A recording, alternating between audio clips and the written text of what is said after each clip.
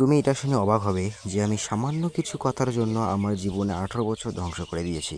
যে পুরুষের অরোরা নির্ভর করে না তার লুকস, তার চুল, তার বর্ণ, ইভেন তার হাইট, বরং সেটা নির্ভর করে তার পার্সোনালিটির উপর, তার কমিউনিকেশন স্কিলের উপর। যদি এমনটা হয় যে তোমার মুখ থেকে প্রচুর গন্ধ আসছে, তোমার জিভের মাঝ বরাবর ফেটে গিয়েছে, তাহলে কি হবে? সেই তোমার স্মার্টনেসের যে বন্ধুই তোমাকে বিচ্যুতি করে দিবে। কথা বলা তো দূরের কথা, লোকের সামনে দাঁড়াতে গিয়েও লজ্জা পাবে। আর ইমাজিন করো তোমার লুকস খারাপ, তাছাড়া তোমার বডি, পার্সোনালিটি, কমিউনিকেশন স্কিল সব বেস্ট, তাহলে তুমি ইগনোর হবে কেন? লোক তোমার অনুপস্থিতিতেও তোমাকে নিয়ে ভাববে।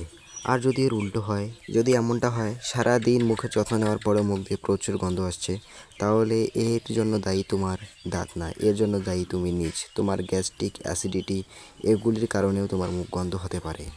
এজন্য আজ থেকে প্রত্যেক দিন নিজের শরীর খেয়াল রাখবে, দাঁতের সাথে সাথে জিভও ভালো করে ঘষে রাখবে। Don't repeat clothes.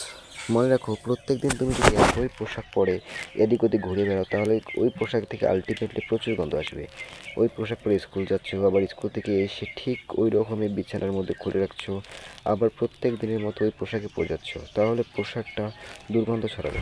এর মানে এটা না যে পারফিউম দিয়ে ঢেকে রাখলে গোড়া চামড়ার উপর, কিন্তু এতে করে তোমার নিজের শরীরের ক্ষতি হবে। পরবর্তীতে আবার অনেক গন্ধ হতে শুরু করবে, যা তোমার বন্ধুদেরকে তোমাকে অপমান করতে বাধ্য করবে। মনে রেখো, যা তোমার কন্ট্রোলে আছে সেসব কন্ট্রোল করো। তুমি নিজে পরিষ্কার থাকো, পরিষ্কার পরিচ্ছন্ন থাকো। স্কুল ড্রেস আলাদা, বাইরে বেরোনোর ড্রেস আলাদা, এগুলি আলাদা আলাদাভাবে ইউজ করো, যার প্রভাবে তোমার 50% ওরা প্লাস হবে।